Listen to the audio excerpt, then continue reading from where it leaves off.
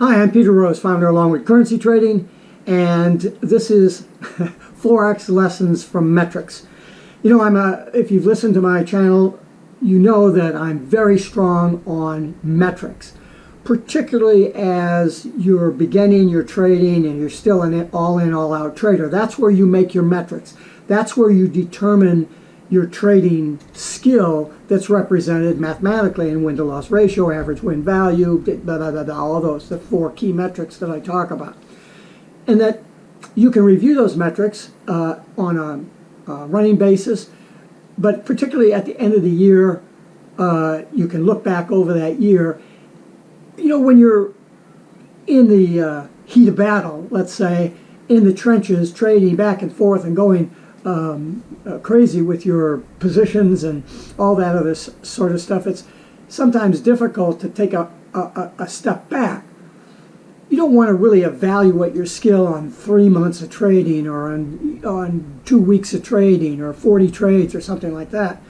So it really takes stepping back from things at the end of the year and looking objectively at the whole thing. You take a big hit and you're all pissed off when that happens, and you're probably pissed off for a couple of weeks. I lost 6 figures.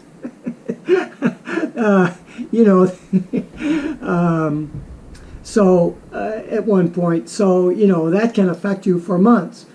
But as I've said before, during all of that, you know, I lost 6 figures at the beginning of the year of 2023. This is January of 2024. I'm reporting on 2023, how I did. Not that it matters to you, because we're all going to be different. But I just am transparent with what I'm doing, and that the journey that I'm on is not to replace my job income, because I don't have a job. I'm retired. It's not to pay the light bill. I'm all set on that. I'm trying to duplicate the success that I had in real estate, in becoming a millionaire in real estate and retiring on that after 40 years of real estate investment, to try to take the same principles that I have applied to real estate and work those into the currency market and push it and push it. In real estate, if you're going to buy a building, you push it all to the center of the table. I mean, it takes all your money for your down payment, right, on a building or whatever. And I've bought over a dozen buildings in my life, and so I'm used to pushing all my chips to the center of the table. So in looking at the currency market, I'm unafraid of pushing all my chips to the center of the table, knowing that I could lose them. The caveat to that is that I have the skill in order to make that back. For example, at the beginning of the year, I entered a trade. It didn't go well for me. I played it very badly. I kept thinking it was going to come back. It didn't come back. I was 20 grand down. I was 50 grand down. I went to 6 figures down and cut it. I just said, that's just stupid. You know, Ed on my little shoulder, on my shoulder here, he's a little bridge toll, and he whispers in my left ear to do stupid shit. And I certainly did that and lost 6 figures. That was in July. Over the next 3.5 months, I made $90,000 by following my friggin' rules. And then ran into another situation where I thought, okay, this is a really good opportunity for me here. I'll go in and push the chips to the center of the table. It didn't work out, and I lost a considerable amount of that $90,000. But that's okay. I'm working back and forth. So in looking at the overall year that I had last year, where I should have been up about 80%, 81%, if I would have followed my rules and taken pretty good hits, but not staggering hits like I did the 2 times that I hit. I did one loss in November. I think I lost $7,000 because I was trying to push to make a lot of money at the end of the month, and I didn't. I ended up losing $7,000. But that was minuscule in comparison to the others. But it was manageable, but much larger than most of the losses that I might take on a daily basis over. I mean, I might lose $1,000 on a day. I might lose 500. I might lose a couple of thousand. But to lose 7,000, that's a lot. In any event, instead of being 81% up on my risk for the year, because I screwed around and I didn't follow my rules 3 times, I was minus 52% against my risk. Now, that doesn't mean I'm 52% down on my bank. I'm 52% down on the risk that I take with the bank. If I've got let's say I've got $100,000 in my bank, and I trade $50,000 of it, and I lose 50% of that. So I've lost $25,000. So I've lost 50% of my risk if I didn't do the other 50 and the 100. So I balance things during the course of trading. Each closed position is a win or loss against the risk of that position. And then I average that out as I go through the year, and the yearly average calculated that way just really isn't a fair representation of my win-loss or whatever. So now I'm at the end of the year, and I can say, I can look back at those times where I didn't follow my rules, I knew I wasn't following my rules, and I just let trades run too far, where I could have been 81% up against the risk that I took. I was down minus 52%. That's the problem if you don't follow your rules. And your rules are developed through the metrics that you have. So one of the metrics that I had, even taking that severe loss, because my losses are generally one time. I don't. The 6-figure loss was one trade. One position. It wasn't, 6 trades. And they were oversight. When I go all in, I'm either going to win or I'm going to lose. So, in that respect, if I go back through the months, in July, which is when I closed the bad trade and then went on and traded from there, and in the next 3 months I made $90,000. So in July, not counting the horrendous loss, I traded 11 times and I only lost 3 times, and I made 7% on my risk. In August, I lost 3 times out of 13 trades, and I made 15.3% on my risk. September, I lost 1 out of 8 days, and these are days, I'm sorry, I lost 3 days out of 11 traded in July. I lost 3 days out of 13 days traded in August. I lost 1 day out of 18 days traded in September, and I made 23% against my risk in September.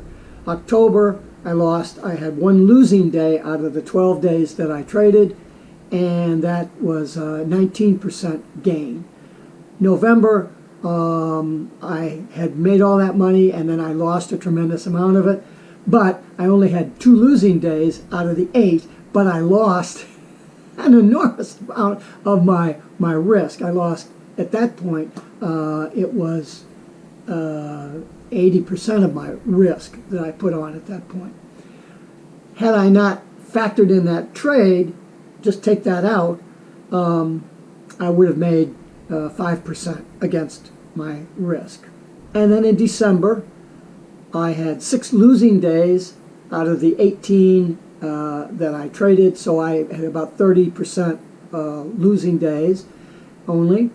And I was, it's hard to tell because it was such a crazy, I lost, that was a month that I lost $7,400. So if I said, well, I'll lose $3,000 instead of the 7, that would have been consistent with my rules, I would have made 5.5% on my risk for December. December was a crazy month. If you've seen my videos, there was a lot of going back and forth. So with that loss, I only made about 3% on my risk. I made $13,000 in December. So I'm not crying any blues about the small percentage rate because the dollars were fairly high. So overall, in looking at metrics, I don't really, because I trade multiple lots and things like that, the win-to-loss ratio isn't really valid on a per-trade basis. You have to go out to the daily level and say, well, how many winning days do I have as opposed to how many losing days do I have? And I'm winning days are 80%. So I have 80% winning days and only 20% of the days that I lose. And my average is I trade about 3 days a week out of the 5 over the course of the year. Those are the metrics that I go by, so that when I look at what is it going to cost me not to follow my rules, which are based on developing solid metrics. For example, January of 2024 is where we're at, and I've traded 7 days out of the 16 that were available, and I've lost. I haven't lost any out of the 7 days that I traded, and I've made $17,000. I'm up 13% for the month, and we're only 16 days into the month. So, when what this is telling me is that I'm stupid not to follow those rules, not to break those rules and go and say, oh, the price will come back. That's the takeaway that I have. Corresponding to that, I have no fear of loss because, I mean, if I'm making between 7 and 12%, well, I went down the list in 2023 from July to December, and that averaged about 13% a month. If I would have followed my rules all the way through, I would have get 13% a month. If I understand that if shit, but look, it's all based on how far do you want to vary from your metrics. And what I'm seeing here is that it cost me way over just a base 6-figure account by not following those rules. So in coming into January, I've been very rigorous about cutting losing trades and waiting for a better opportunity. I've made a lot of trades. I've traded 7 days out of the 16 available, or not the 16 available, it's the 16th of the month, all right? So you've got 10, 11, 12 days. So I've traded 7 out of the 12. That's the figure that I'm talking about. And so when I look at that, I say I've followed the rules, I've traded fine, and I'm up 13% in a mid-month, basically. Could I go to 26% for the month? Well, I had a 23% month last year, September, and there was no fussing with the thing, with the figures or losses or anything. I had one losing day out of the 18 that I traded. So when I follow those rules, I do really good. So the point of the video is not what I did. The point of the video is to stress to you that if you are trading, you must understand what the key metrics are that you need, how you calculate those, what are the conditions that you use in order to calculate those metrics, and 3, how do you apply those metrics in crafting rules that indicate your skill level. Rules have to be based on your skill level, not just fucking rules that are theoretical. So you have to really look at, there's a lot of moving parts here. They're very simple to put together, unless you're trying to figure it out all by yourself, or you have no experience in solving problems like that. But I can't stress to you enough to understand your metrics and learn what you can do and what you can't do. When you get your metrics to the point where, for example, I'm saying when I follow my rules, I can make as much as $2,000 a day, or $200 a day, or $20,000 a day, or whatever it is based on the size of the bank that you're trading. And you can say, okay, if I can make, let's say, $300 a day, 5 days a week, Okay, that's $72,000 a year. So if I can make $300 a day, and I'm really sure about that, then if I lose $2,400, then what is that? You figure out, you do the math and figure out how many days it's going to take you in order to make that loss back. And you say, is that acceptable? Am I willing to give up progress at $300 a day in order to backfill, to catch up and make up a $2,000 loss at $300 a day? Where I could have followed my rules and maybe lost $500, make that up in one day, and then now I've got the other days that I'm able to make that average $300 a day. It's not only an exercise in probability of what price action is going to do, but it's an exercise in probability of what you can do. And your metrics are the guide to that. So better that you learn from me than by learning by yourself, because it could cost you 6 figures, could cost you 50% of your account if you don't know how to balance account with risk. So be very careful in evaluating your trading against the metrics that you're producing. If your metrics aren't any good, then your trading results aren't going to be very good, right?